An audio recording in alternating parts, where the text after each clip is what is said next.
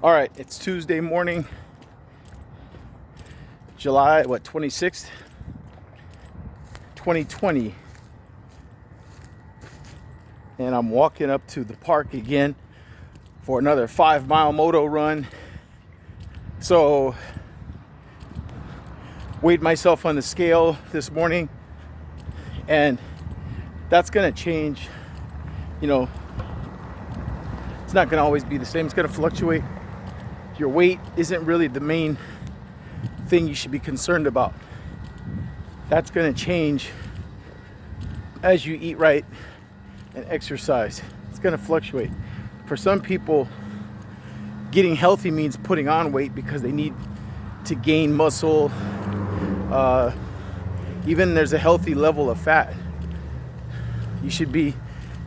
A man should be between 9 and 15%. A woman should be between 16 and 24%, something like that, for most of your healthy bodies. But of course, a lot of us aren't in those healthy ranges. Even right now, I don't know what my percentage is, but I do feel like it's more than it should be, because I'm 6 feet tall and I weigh 229, 230. That's what the scale says.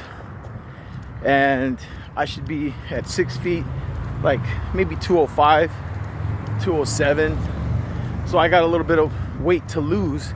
But like I said, it's not about weight, because I do have a proportionate amount of muscle mass, because I do push-ups, I do dips. When I get the opportunity, I do lift weights. And I've always been an athletic type person because of all those years in the military, and just I like push-ups, I like lifting weights. My highest bench press, I think, the max was like probably 345 or 350, but I was able to lift 325 for repetitions. So I think I was able to rep out like 4 or 5 reps at 325 pounds, which was cool. That's a good strength goal for me. And once you hit something like that, you want to increase it. Next thing you know, you find yourself bench pressing 340, 345 for reps. And that's like professional football player type level weight training, Most of your professional football players, they're repping 340, 350, 365, 370. Some of those guys are repping 400. The defensive linemen, the offensive linemen, them guys are lifting over 400 pounds. They're strong guys. You have guys in college even doing that. It's a lot of weight. But I don't want to bulk up. For me, my metabolism isn't as fast as it once was. It's just natural. It's a part of the aging process.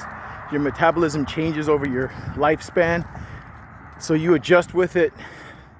One good thing about that, I can always do push-ups, I can always do dips, which I like both of those exercises, and I can always run and do some type of cardio like swimming, spinning classes, bike, riding the mountain bike in the mountains,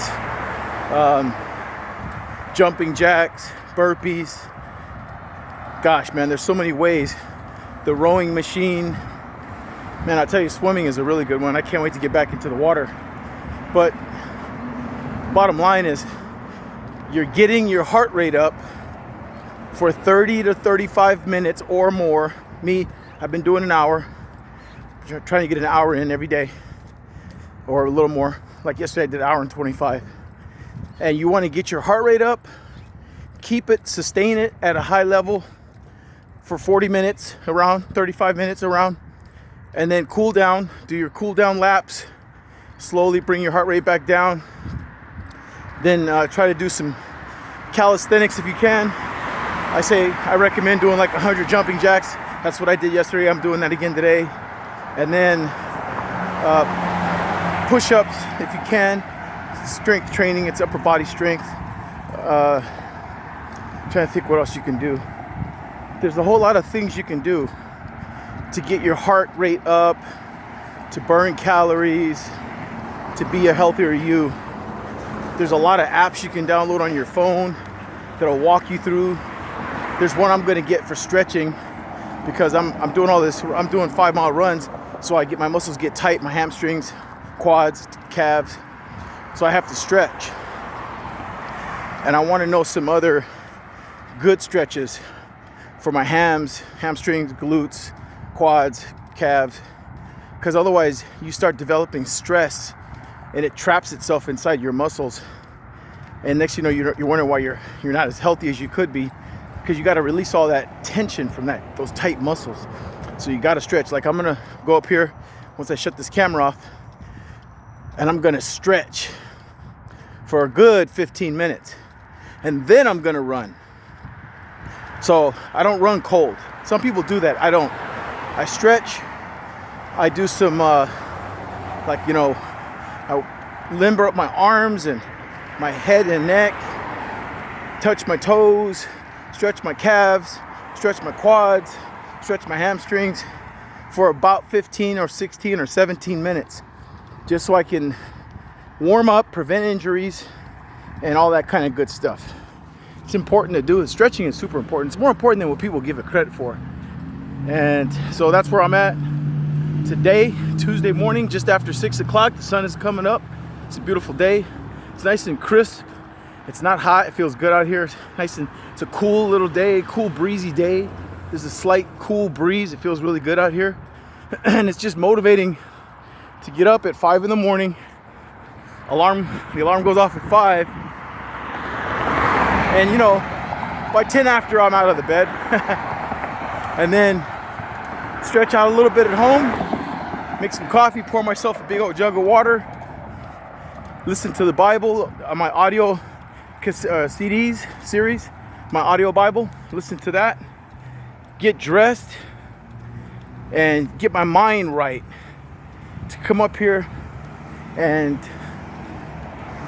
just be in awe of God, number one, because it's such a beautiful day. And then, you know, of course, pray, because I'm grateful. I'm grateful for another day to run. And another thing I learned from David Goggins, what he said was, every day you have to do something that makes you a little uncomfortable so that you can grow a little bit more. And that for me right now is getting up early and running. Getting up at 5 o'clock in the morning and taking a 5-mile run. That's my being uncomfortable, get out of the bed, do the right thing. And even though it sucks, I actually like it. You have to embrace it, like we used to say in the Marine Corps. Embrace the suck. So when things are tough, laugh. When it's hard, it's cold, it's wet, it's rainy, and you're out in it and you're in the mud, find a way to enjoy it. Especially if you're with other people. That's a bonding time. When people suffer together, that teamwork, there's bonding in that. It's very important. That's why the Marine Corps, most militaries emphasize teamwork, suffering together. That's why you lift the log. Everybody has to pull their weight. The Zodiac boat drills, all that crazy good stuff. Suffering builds character. Suffering is good for the soul. Jesus suffered for all of us, and we're better off for it. And especially if you're suffering for the right reasons, it's good stuff. All right, so here I am. I'm here now. I'm gonna get off this doggone phone. I just wanted to preface this workout with this video. Again, leave your prayer requests in the comments down below, and then I'll pray for you. Now, I'm gonna do this workout, and then I'm gonna get back on this thing. And when I do, I'm gonna have to remember to pray, because I'm gonna pray for a good friend of mine named Joy. She goes all over the world helping people, kids in Africa. She's just a big-hearted person. So shout out to you, Joy. You're just a beautiful person, beautiful soul, and you're doing the Lord's work in many, many ways by getting out there and helping people and being bigger than your problems, and not worrying about yourself and taking care of others before yourself. So shout out to you, Joy. You're a great person for what you do for humanity, for mankind. All right, so that's all I got right now. Staff Sergeant Calhoun out.